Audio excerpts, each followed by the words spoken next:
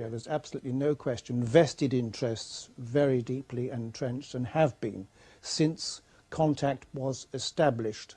I'm firmly convinced that communication with select groups of military and intelligence people, scientific intelligence people, very restricted, specialized groups that first began in 1943. So this is a communication between aliens and certain parts of the military? Yes, that's as far as the military, but I think that human beings in general have had communications with different types of aliens for hundreds of thousands of years. So staying on that subject then, the MJ-12 group, which you list in your book, set up by Truman in 1947, do you think when he set that group up, and I find it fascinating that there are no political figures in that group, they're all military and other types of people, yes, which is quite undemocratic really, in my view, that they reported to him on a need-to-know basis, so he basically could keep that very, very well secret. It's always been like that, a very tight ship, and the first people to get involved were the nuclear physicists, for example, people who dealt with the Manhattan Project, because they were the ones who were used to dealing with compartmentalized information, which was a process initiated by General Groves at the time of the Manhattan Project, specifically for the Manhattan Project. So when Truman made that decision after Roswell, do you think he was getting his orders from somebody else then? Or was this an American president just on his own bat saying, right, this subject needs to be covered up? I don't know, but I think increasingly mostly the military is in charge of this operation, to the extent that a lot of people in the intelligence community are not part of the process. Okay, now I just mentioned the Roswell event there. Now I read of another event in your latest book, which is the Aztec UFO incident, where a completely intact craft was recovered. Would you care to give a little bit of detail on that? Because to me it's possibly more significant than Roswell. Yes, this took place in Aztec, New Mexico in March of 1948, when a 100-foot diameter disc actually came down in a sort of controlled crash landing. The only damage was to one of the portholes, which looked as if it was either an entry hole from a shell from the military, which is quite possible, because my information is a number of these craft have actually been shot down. We can talk about that a bit later. But no, I'm convinced that craft was almost certainly shot down, and it was in perfect condition.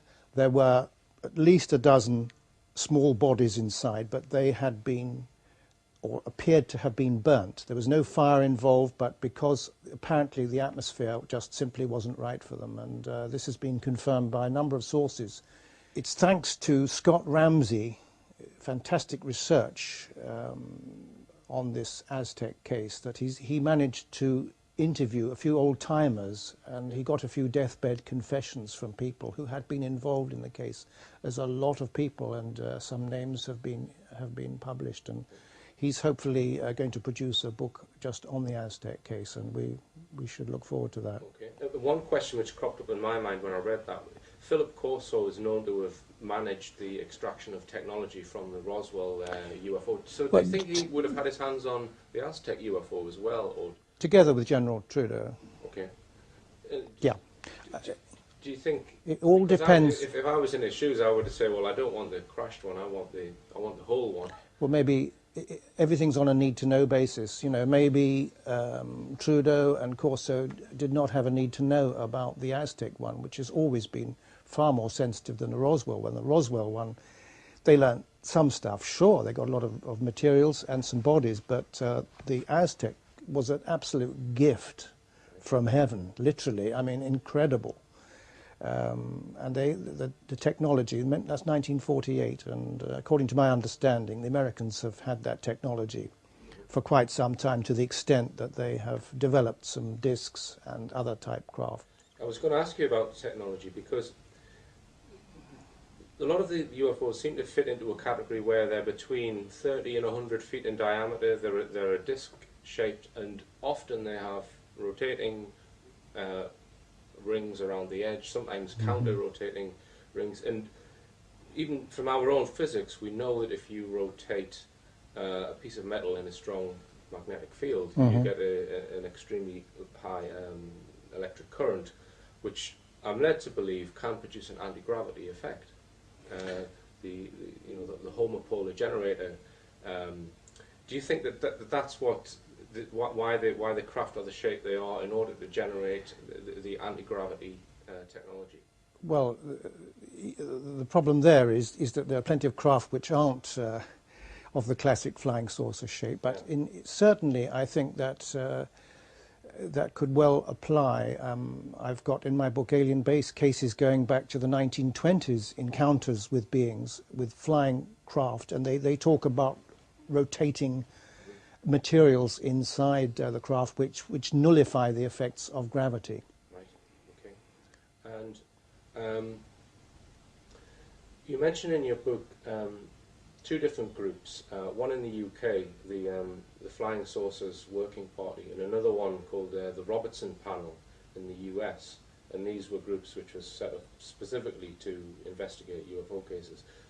Now, you make out that they were actually almost doing the opposite of what they were set up for, which was to play down the subject. Definitely, which was in fact why there was such close liaison between the Americans and the Brits engaged with the... And another thing I found fascinating was that in I think it was 52, when UFOs were sighted over Washington, D.C., Churchill became interested in it, and he asked the question of this Flying Saucers Working Party, and they'd basically said, well, there's nothing to it, Prime Minister. All the unexplained reports have subsequently been explained, and pay no attention. What intrigues me then is you say that you think that the Flying Saucers Working Party were influenced by the Americans. Definitely. Who told them to play it down. Definitely. So that didn't come through a political channel then, through Churchill. No. So there are elements within the Secret Services. So the Americans are in control of elements within the British government without the permission of our Prime Minister. Definitely. Okay. It's always been like that. I'll never forget what a very good friend of mine told me, who was a former deputy chief of MI6. He's now deceased. And I asked what the connection was with, how come the Americans seem to know so much, and tremendous high secrecy, and the British government always denying everything. And his words to me were, Timothy, I think you'll find we leave that to the Americans. And that's what I have found. The Americans are in control. Now, also, Air Marshal Sir Peter Horsley, who worked for Prince Philip and the Queen for 7 years at Buckingham Palace, during that period, 1954, he had a 2-hour meeting with an extraterrestrial being, he claims, and I believe him because I knew him, arranged for him via a British Army general. And he was, in any event, very interested in the subject, which led to the meeting with this alleged extraterrestrial. But when he worked in the operations room in the Ministry of Defence and dealt with the UFO situation to a degree, liaising with the Americans, he asked to gain access. He had, at that time, Sir Peter Horsley had, for example, top-secret atomic clearance, so he could discuss nuclear secrets with the Americans. But when he asked about the UFOs, they said, sorry, Peter. And how do you think that's come to be? Why are we the poodle? Why is our Secret Services the poodle to their Secret Services? When did that initiate in your mind? Because the United States is the most powerful nation on Earth. And they do this it doesn't just apply to the UFO situation. The United States is in charge of our deployment of nuclear weapons. Not in great detail in your book, but you mention underground bases. Yeah. And I mean, one of the most notable one is the Dulce facility. Do you believe there's a base in Dulce in New Mexico? I think regarding the Dulce base, there was a lot of red herrings being thrown out by the Air Force Office of Special Investigations. Okay.